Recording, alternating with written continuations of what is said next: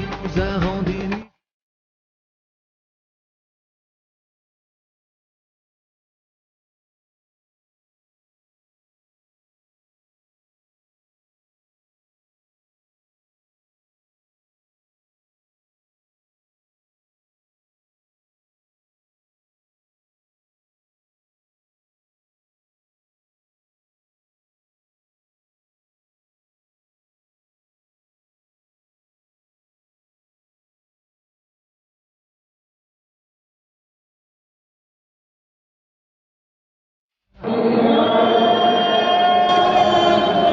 N'est pas vraiment tout à fait ça. Donc c'est un mot qui n'est pas traduisible, n'est déjà pas un mot universel, puisque les autres ne peuvent pas comprendre vraiment ce sens de ce mot. Et il faut bien dire que la laïcité revêt deux aspects que je viens de dire. Le premier, c'est la séparation du pouvoir politique et du spirituel et du pouvoir religieux. Sur ce point, il y a un large consensus. Presque tout le monde est d'accord que le pouvoir spirituel et le pouvoir temporel doivent être séparés, et le monde musulman aussi, ne serait-ce que parce que dans le monde musulman sunnite, majoritaire, il n'y a pas de clergé. Donc on ne voit pas où pourrait être le pouvoir religieux. Hein. Cela n'est pas la même chose pour les chiites iraniens, avec le Velayat el-Faqih, mais ça c'est vraiment quelque chose qui est en dehors de la tradition islamique.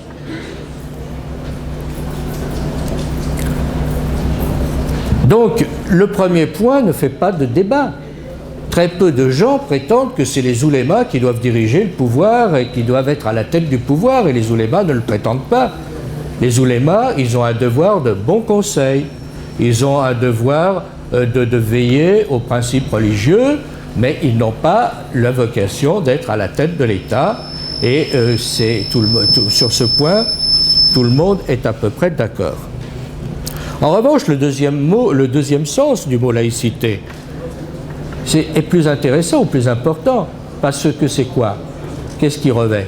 C'est le matérialisme, c'est l'individualisme, c'est l'esprit anti-religieux militant. Il y a dans ce second sens un esprit de guerre contre la religion, il faut bien le dire. Et c'est cet aspect qui est en cause, puisque c'est la négation même du fait religieux dans la vie sociale. Or, on le sait très bien, la religion et la vie sociale ne peuvent pas être totalement dissociées. L'un des principes de la pensée islamique est que la religion est din wa dunya. Toute religion est din wa dunya. Parce que la religion, c'est ce qui relie les hommes, c'est ce qui inspire les valeurs de la société. C'est donc vrai pour la religion orthodoxe, c'est donc vrai pour la religion catholique, c'est donc vrai pour la religion protestante. L'islam, dans ce domaine, n'est pas aberrant, il est simplement sur la ligne de ce que doit être une religion.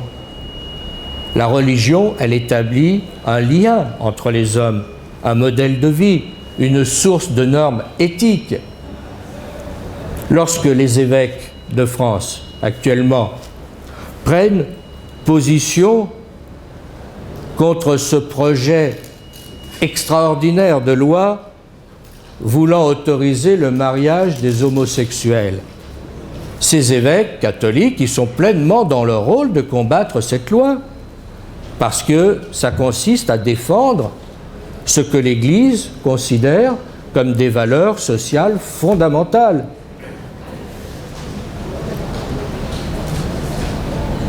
Il doit donc évidemment y avoir une distinction du temporel et du spirituel dans l'ordre des moyens, c'est-à-dire que l'État est confié aux politiques. Mais dans l'ordre des fins, dans l'ordre des objectifs suprêmes, il est évident que l'action de l'État, comme l'action de la religion, concourent ensemble au bien commun. Parce que le bien commun, c'est la finalité de la politique. La finalité de la politique, ce n'est pas qu'un monsieur se mette sur un fauteuil et pour s'emplir les poches et pour donner des postes à ses amis. La finalité de la politique, c'est de faire en sorte que la société aille bien et de protéger l'intérêt général, maslaha, le bien commun. C'est d'ailleurs ce que rappelait le pape Jean-Paul II lorsqu'il affirmait « Il est inadmissible et contraire à l'Évangile de prétendre circonscrire, limiter la religion à la sphère privée de la personne. On ne peut pas oublier la dimension politique et sociale de la religion. » C'est le pape qui dit ça, mais un musulman pourrait le dire. La laïcité dite radicale voudrait effacer la religion de la culture des peuples. Mais c'est une façon d'amputer les civilisations d'une large partie de leur identité. Dans toutes les civilisations, ou toutes les civilisations, ou la plupart des civilisations, en tous les cas nos civilisations méditerranéennes. Quand je dis civilisation méditerranéenne, ce n'est pas simplement autour de la Méditerranée. La Méditerranée, elle va du Pakistan au Québec. C'est ça, c'est un ensemble de civilisations. Eh bien, nos civilisations méditerranéennes, elles se sont toujours appuyées sur la religion. Les civilisations européennes se sont appuyées sur la religion catholique ou orthodoxe, les civilisations arabes sur la religion musulmane. C'est un fait, on ne peut pas l'oublier. À la source de nos civilisations, il y a la religion.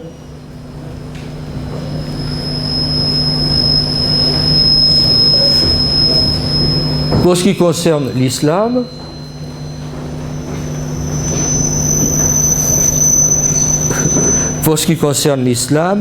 il ne comprend pas une conception théocratique, contrairement à ce que l'on dit, mais il implique une réconciliation entre les aspects spirituels et matériels de la vie humaine.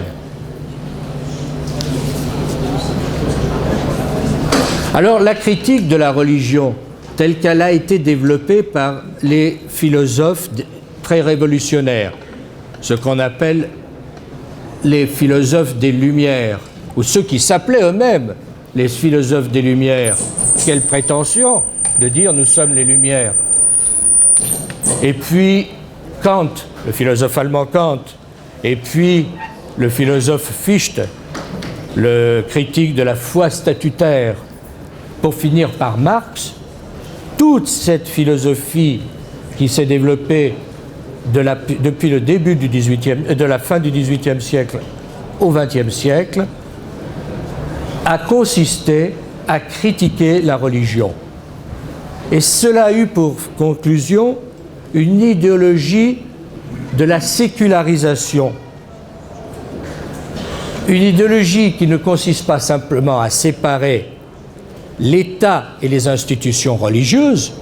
J'insiste par exemple sur le fait que sous la royauté française, qui était une très grande période de civilisation, beaucoup plus que la République, il n'y avait pas de lien entre l'État et le religieux.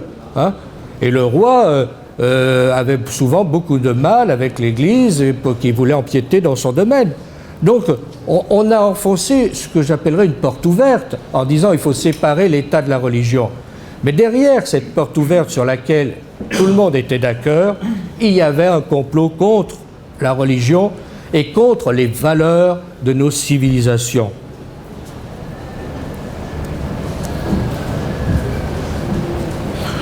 Et la caractéristique de l'Occident moderne, des civilisations occidentales modernes, majoritaires, puisque bien entendu, il y a quand même des gens qui ne pensent pas totalement comme les idées majoritaires, c'est qu'elles ont écarté ce que j'appellerais le nous commun, l'idée de communauté, qui est d'ailleurs aussi le propre d'une religion, d'une civilisation, pour redéfinir les choses en fonction d'individus, de croyances individuelles, de droits des individus. Aujourd'hui, en Occident, on ne proclame que les droits des individus et de certaines catégories. Le droit des homosexuels, le droit de je ne sais quoi, le droit de... Bon. Mais on oublie totalement le collectif. Or, une société, c'est le collectif. C'est ça qui compte.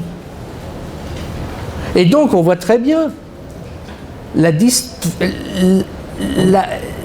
contradiction de pensée profonde qu'il peut y avoir entre le modèle musulman, qui est très attaché à la valeur de communauté, Oumma, hein, et pour qui l'homme est un animal social, comme l'a pensé l'Occident pendant des siècles aussi, grâce à Aristote et compagnie, hein, et une société moderne occidentale où les groupes les plus bruyants ne font que proclamer des droits individuels face à la communauté, face à la société. C'est l'image, enfin le cas le plus typique, je ne voudrais pas penser que j'en fais une obsession, mais c'est vrai que pour un certain nombre de gens en France, c'est une question qui nous révolte et qui nous fait beaucoup de colère, c'est cette histoire de mariage des homosexuels, parce que nous sommes là dans un cadre pour faire plaisir à des groupes minoritaires de casser une société, en leur offrant aussi la possibilité d'avoir des enfants comme on adopte un chien ou comme on adopte un chat, et pourquoi pas demain de dire qu'on pourra se marier avec son chien ou son chat, ou faire bon, comme déjà, vous savez qu'il y a des vieilles américaines qui font hériter leurs chiens. Hein. Bon, donc cette évolution du monde occidental, elle est tout de même absolument terrifiante quand on y réfléchit. Hein. Attention, je ne dis pas qu'il faut martyriser ou persécuter les homosexuels. Ils ont le droit au respect d'eux, et bien entendu, toutes les persécutions qu'ils ont pu subir sont scandaleuses, mais il faut assumer ses choix dans la vie. Et il faut assumer le nous collectif. Aujourd'hui, l'Occident n'assume plus ce nous collectif. On a perdu l'idée de communauté, de bien commun, au profit de tous les petits bonheurs individuels et particuliers. Je crois que c'est ça le principal facteur d'incompréhension entre le monde musulman et l'Occident. Un autre exemple, celui de la famille. La famille, c'est la base des sociétés depuis l'Antiquité, depuis tout le temps. Bon, dans le monde arabo-musulman, la famille est quelque chose de très fort. Un vieillard, on ne va pas le mettre à la poubelle parce qu'il est vieux et qu'il gêne. Aujourd'hui, qu'est-ce qui se passe dans le monde occidental? Il y a l'obsession de se débarrasser des vieux. Hein? Les asiles de vieux, les je ne sais quoi. Bon, donc on n'est plus capable d'assumer ce lien, hein, ce lien étroit. Moi, quand j'étais enfant, dans les campagnes françaises, il y avait les vieux, les très vieux. Ils avaient 80 ans, ils étaient là dans la ferme. Bon, ils vivaient dans la ferme. Ils ne faisaient rien, bien sûr. Mais tout le monde vivait avec ces vieux. Aujourd'hui, il n'y a plus qu'une idée, c'est de mettre les vieux dehors. Il y a un problème aussi, on le voit très bien, d'égoïsme et d'individualisme, qui fait qu'il y a peut-être une certaine incompréhension entre un certain Occident et un monde musulman qui reste plus attaché à des valeurs traditionnelles. Après que la laïcité se soit substituée à la religion comme religion d'État, c'est clair. Aujourd'hui, la laïcité est en France une sorte de religion d'État, encore plus sectaire, encore plus totalitaire, encore plus intolérante que bien des religions. Lorsque l'on préconise d'élargir, comme on l'a fait, comme on continue à essayer de le faire, d'élargir l'enseignement des études islamiques en France, on nous répond « Ah non, la République ne se mêle pas de religion ». Mais il ne s'agit pas de faire de la prédication, il s'agit simplement d'enseigner ce qu'est la réalité d'une religion, d'une civilisation qui fait partie de l'humanité contemporaine. Bien sûr que le retour du religieux, on assiste à un retour du religieux, c'est-à-dire il y a beaucoup de sociétés où le fait religieux reprend de la vigueur. Alors c'est vrai dans le monde musulman, mais c'est vrai aussi dans beaucoup de pays occidentaux. On l'a vu en Russie avec l'orthodoxie qui a repris beaucoup de vigueur, et dans d'autres pays. Ce retour du religieux est une forme de contestation d'une mondialisation, d'une cosmopolitisation, d'une globalisation matérialiste, qui est en quelque sorte le stade suprême du système ultralibéral.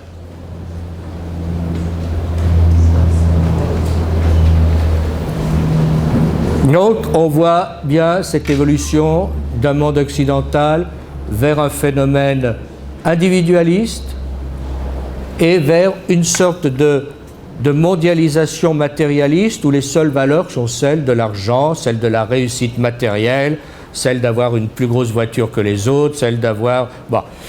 Et là, il y a donc un décalage par rapport à tout ce qui est spirituel. Plus une idéologie laïque, une idéologie philosophique des philosophes de la Révolution française et puis tous ceux qui l'ont succédé, jusqu'à Jean-Paul Sartre.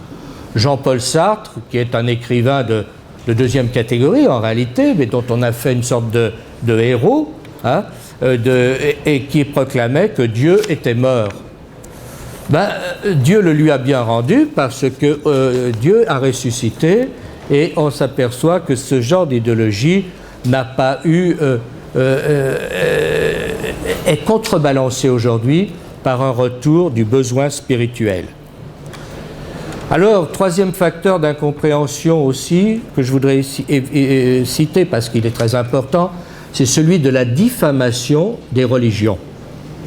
Depuis quelques années, on a vu se développer la revendication d'un certain nombre de pays de faire adopter, sur le plan du droit international, des résolutions condamnant la diffamation des religions. La récente affaire d'un film stupide qui a été fait aux États-Unis contre l'islam, les caricatures dans les journaux français, tout ça, est une nouvelle apparition de cette situation. Le Premier ministre français, j'ai oublié son nom, mais enfin bon, je crois qu'on a un Premier ministre, a déclaré, a déploré la provocation, mais il s'est cru obligé de préciser qu'il respectait la liberté d'expression. Il semble que sur ce point, le débat soit particulièrement mal posé. Dans un communiqué commun, Monseigneur Dubos, qui est le président du Conseil pour les relations interreligieuses des évêques de France, donc l'évêque catholique chargé des relations avec les autres religions, et M. Moussaoui, qui est le président du Conseil français du culte musulman, ont déclaré « Nous soutenons la liberté de s'exprimer, mais la liberté se met elle-même en danger si elle oublie la fraternité et le respect de l'égale dignité. » Et ce qui compte ici, c'est le mot « respect ». Ce n'est pas en insultant les autres que l'on consolide ses propres valeurs et surtout, la liberté d'expression ne consiste pas à insulter d'une façon basse les autres en fonction de ce qu'ils pensent. Donc il est temps de cesser de confondre la liberté d'expression qu'il faut sauvegarder, la liberté de critique. Tout le monde a le droit de dire « je ne crois pas à une religion, je crois que cette religion se trompe », ça c'est un droit imprescriptible. Ce qui est le problème, c'est la diffamation, c'est la haine, l'appel à la haine. C'est-à-dire le film que vous n'avez pas vu, j'espère, ou les caricatures sordides, ça ce n'est pas d'une critique, ce n'est pas de la liberté d'expression, c'est un appel à la haine. En d'autres temps, les Allemands avaient fait un film qui s'appelait Le Juif Sus, qui était un film abject contre les Juifs. Bon, aujourd'hui, ce film ne pourrait plus être diffusé parce qu'il y a des lois contre. Eh bien, en revanche, chaque semaine, il y a un juif sus musulman ou un juif sus catholique sans que personne n'y trouve à redire, et ça, c'est pas normal. Donc, il faut arriver à ce que proposent les États musulmans, mais pas seulement, puisque la Russie est aussi d'accord, et d'autres pays, à mettre dans la charte des droits de l'homme, à mettre dans les principes des garanties fondamentales des droits individuels, la diffamation des religions et la poursuite en justice de tout ce qui est diffamation des religions. Je ne dis pas que ça implique d'empêcher les gens de critiquer, attention, hein, mais la diffamation, on est bien d'accord. Et on s'est aperçu, là encore, que l'organisation de la conférence islamique, qui avait préconisé de mettre cela dans la législation, et les pays se sont trouvés contrebattus, contrecarrés par les pays européens au nom de la laïcité, parce qu'on ne touche pas au droit d'attaquer les religions. Bon. Alors l'affaire tourne en rond. L'Assemblée générale de l'ONU a décidé de reformuler le concept en mettant l'accent sur la protection des personnes, plus que sur la religion elle-même. Mais la religion, c'est des personnes, c'est un ensemble de personnes. Lorsque vous insultez l'islam, vous insultez des personnes, vous insultez des musulmans. Lorsque vous insultez le pape, vous insultez des personnes, vous insultez des catholiques. Bon. Donc, on voit qu'on tourne en rond, et ça, c'est encore un signe d'incompréhension entre l'Occident et le monde islamique. Et je crois qu'il y a dans l'Occident, et ça c'est peut-être le quatrième signe, c'est le refus d'admettre la diversité. Je crois on touche ici à ce qu'il faut bien appeler l'autosuffisance, la prétention occidentale que le monde entier doit adopter le modèle occidental qui serait parfait. Il est tellement parfait qu'il nous a emmenés à la ruine, puisque la crise financière et économique, elle est quand même le résultat d'une idéologie ultralibérale née en Occident, et on voit très bien les limites, au moins sur le plan économique. Mais passons. Ce refus de la diversité, cette arrogance que Edward Said, le grand Edward Said, qui était un auteur américain mais palestinien, avait appelé l'occidentalocentrisme, c'est vraiment une attitude qui relève d'une forme d'hégémonisme. C'est la prétention, par exemple, des États-Unis de dicter au monde entier ce qu'est le bien et le mal, les États-Unis s'étant proclamés les gardiens du bien contre un mal qu'on ne sait pas ce que c'est. Bon. Il y a là aussi un phénomène qui est absolument extraordinaire. Imaginez ce qu'on dirait si les Chinois venaient nous dire ce que nous pensons, nous Chinois, c'est le bien universel et tout le monde doit penser comme nous. Tout le monde dirait, ils sont fous les Chinois. Bon, la même chose si c'était les Argentins, tout ça. Mais les États-Unis ont proclamé qu'ils sont les défenseurs du bien en lutte contre le mal, et personne non seulement ne rit, mais personne ne leur dit, bon ben écoutez, maintenant il faut vous calmer. Le grand philosophe français du XVIe siècle, Michel de Montaigne, écrivait qu'il faut aborder l'humanité à travers sa variété et sa diversité. Et de nos jours, cette exigence du sage Montaigne est particulièrement recommandée si l'on veut étudier les relations internationales et si l'on veut étudier raisonnablement la civilisation musulmane. Il est clair qu'en absence de tout effort de compréhension, si on regarde les autres civilisations, et notamment la civilisation musulmane, selon ce seul regard occidental, avec ses valeurs, ses concepts et ses obsessions, on n'y comprend rien.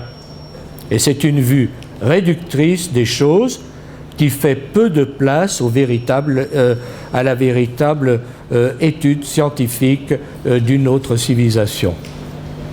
Mais, bien entendu, tout cela contribue à ce qu'on a appelé le choc des civilisations. Alors on sait que c'est une idéologie qui est née aux États-Unis par un groupe d'activistes dit les néoconservateurs. J'ai jamais compris pourquoi ils avaient appelé les néoconservateurs, parce qu'en fin de compte, c'était des juifs de gauche qui ont créé ce mouvement. C'était des gens de New York plutôt, des intellectuels de gauche, plutôt juifs, qui ont créé un mouvement qu'on a appelé le néoconservateur et qui est devenu l'aile pensante du Parti républicain et de l'extrême droite républicaine. Tout ça est assez hallucinant. Hein. En tous les cas, c'est là qu'est née l'idéologie du choc des civilisations, comme si, après l'écroulement du bloc soviétique, du monde communiste, les États-Unis avaient eu besoin d'un nouveau sparring partner, comme on dit dans la boxe, ou d'un nouvel ennemi mondial pour justifier leur gesticulation internationale. Et c'est donc l'islam qui a pris la place du communisme dans le rôle du méchant.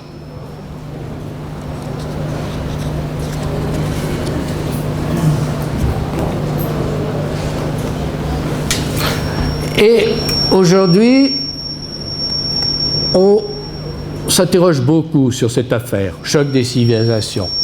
Bon, je crois qu'il faut bien voir que le monde de l'après-guerre froide, le monde du XXIe siècle, notre monde, est un monde qui est en pleine crise économique et financière, ça tout le monde le sait, mais crise spirituelle et morale.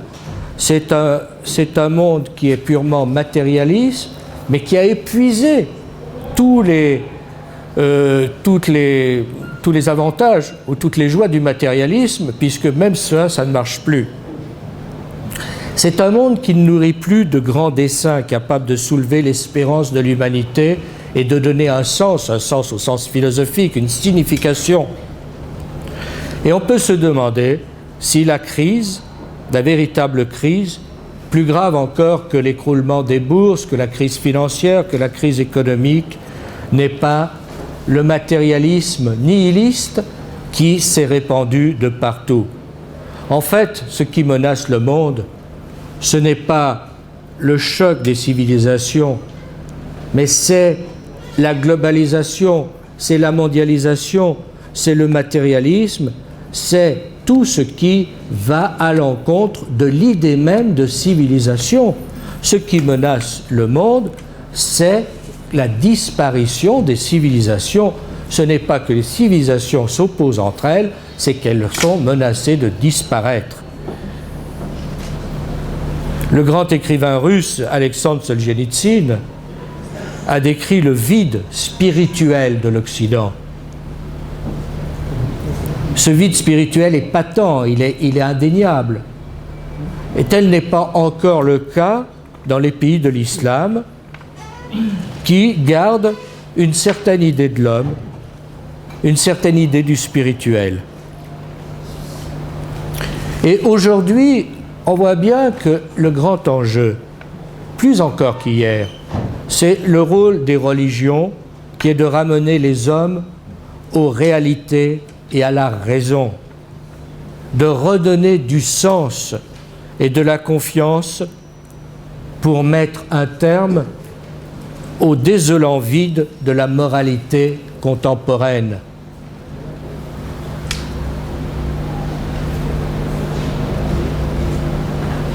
C'est ce que disait le pape Jean-Paul II, c'est ce que dit le pape Benoît VI lorsqu'il avait reçu les ambassadeurs musulmans en 2006. La nécessité vitale dans notre monde, c'est que les religions dialoguent, fassent bloc contre la disparition, contre l'évolution vers un matérialisme où l'homme perdra toute sa dignité. On voit très bien que les plus hautes autorités de l'Église catholique, et je pense au pape Benoît XVI, ont les mêmes préoccupations que les plus hautes autorités musulmanes, qui est la préservation des valeurs, qui est la préservation des civilisations. Donc aujourd'hui, le temps est venu de la concertation, de la coopération entre les grandes religions monothéistes pour préserver une certaine idée de l'humanité. Il faut donc plus que de parler de dialogue des civilisations, il faudrait parler d'alliance des civilisations. D'alliance parce que c'est un combat à mener ensemble contre tout ce qui nous conduit à la mort. Donc dialogue. Et pour faire un dialogue constructif, il faut la connaissance. Là, j'insisterai simplement sur l'idée qu'il n'est pas normal que dans les pays occidentaux, on connaisse aussi mal l'islam vraiment en réalité. Il faut prendre conscience que les clichés, les caricatures, l'assimilation islam, extrémisme et tout ça, c'est une déviation totale qui fait qu'on n'a aucune idée de ce qu'est réellement l'islam. L'islam est diabolisé et en tous les cas mal connu ou pas du tout compris. Alors ça nous intéresse beaucoup en France parce que En fin de compte, l'enseignement de l'islam en France, il est ancien. Il date du roi François Ier, qui avait créé le collège royal au XVIe siècle pour justement faire étudier les civilisations orientales et les langues orientales, dont l'arabe. Et l'enseignement de l'arabe a été instauré en France dès le XVIe siècle par le roi François Ier. C'est aussi en France qu'a été traduit pour la première fois le Coran dans une langue européenne. Et les études, lorsque l'on lit les études, les préfaces des savants de l'époque, du XVIe, XVIIe, sur le Coran, sur le prophète Mohammed, c'est très étrange de voir cette compréhension et cet effort de compréhension. Alors, il se méfie un peu de l'Église qui est toujours avec l'inquisition un peu policière, mais il y a, je ne dis pas une sympathie, mais en tous les cas, chez ces auteurs, un effort de compréhension qui est assez extraordinaire. Je prends Savary. Claude-Étienne Savary est le deuxième traducteur du Coran en France. Et il a écrit une morale de Mohammed, où recueille les plus pures maximes du Coran.